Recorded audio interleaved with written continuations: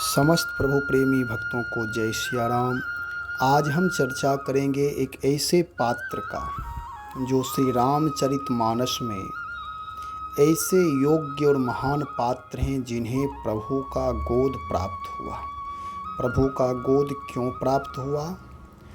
तो उन्होंने अपने बल का प्रयोग, अपने पुरुषार्थ का प्रयोग राष्ट्र की रक्षा में, नारी की रक्षा में, देश की बेटी की रक्षा में उन्होंने अपना बल का प्रयोग किया। यद्यपि उनकी मृत्यु हो गई, फिर भी आज वे अमर हैं। वह हैं गीधराज जटायु। गोस्वामी तुलसीदास जी महाराज कहते हैं कि जटायु जी कितने परम सौभाग्यशाली हैं। प्रभु ही बिलोकत गोद गत, सियहित घायल नीच, तुलसी पाई गीधपति मुकुट मनोहर मीच। गोस्वामी जी कहते हैं गीधराज जटायु को धन्य है जो सीता जी के लिए घायल हुए हैं, उनके प्राण रक्षा के लिए, उनको दुष्टों के हाथों से छुड़ाने के लिए घायल हो गए। नीच शरीर होने पर भी प्रभु की गोद में उनके मधुर मुखारविंद को निरखते हुए ही मनोहर मृत्यु और मुक्ति प्राप्त की। अब इसका भावार्थ समझें। गोस्वामी जी कहते हैं धन्य वही है जो अपने राष्ट्र के लिए समर्पित है, जो समाज के लिए, जो दूसरों आत्मरक्षा के साथ साथ दूसरों की रक्षा करने में तत्पर है। ऐसे लोग ही धन्य होते हैं, वही महापुरुष के कोटि में होते हैं। गीधराज जटायु जिस समय सीता जी का अपहरण रावण कर रहा था, यानी कर लिया था, उस समय सीता जी विलाप कर रही हैं। जब वह विलाप कर रही हैं तो गीधराज की नज़र पड़ी। यद्यपि गीधराज जानते थे कि यह रावण है, मैं इससे विजयी नहीं हो सकता, कारण कि इसे वरदान प्राप्त है।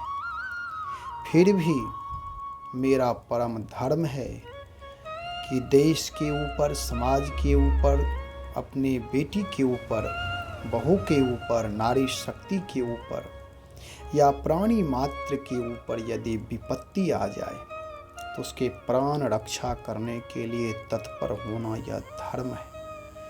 और गीधराज जटायु अपना प्रवाह बिना किए रावण से भिड़ जाते हैं, युद्ध करते हैं और यहाँ तक कि उनका युद्ध सफल होता है। किशोरी जी को वह छुड़ा लेते हैं।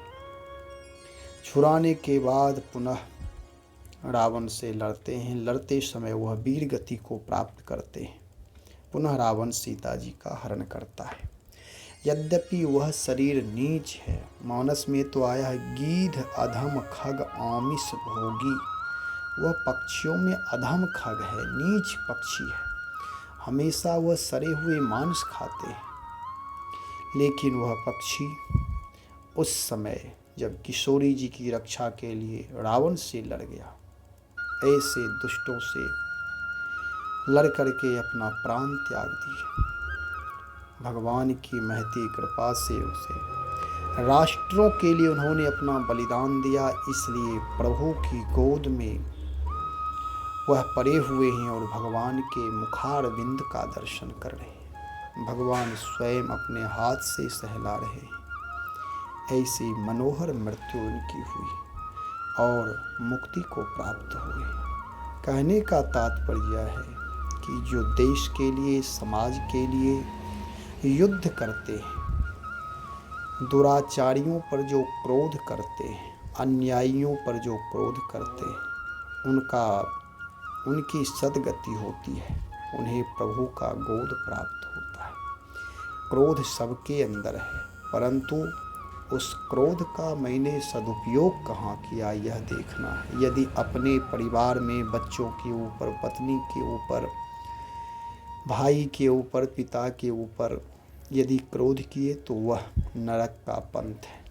लेकिन वही क्रोध अन्यायियों, दुराचारियों, व्यभिचारियों, देशद्रोहियों पर यदि किए, जिहादियों पर यदि क्रोध किए, अन्याय करने वालों को यदि क्रोध करके उससे युद्ध किए तो वह सद्गति प्राप्त करते हैं।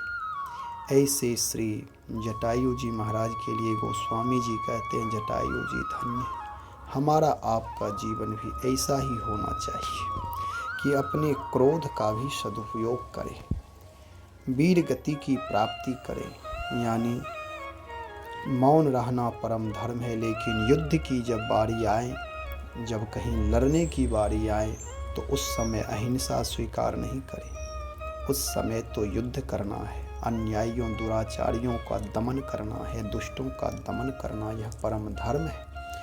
यह जटायु जी से शिक्षा मिलती है। श्री राम जय जय राम।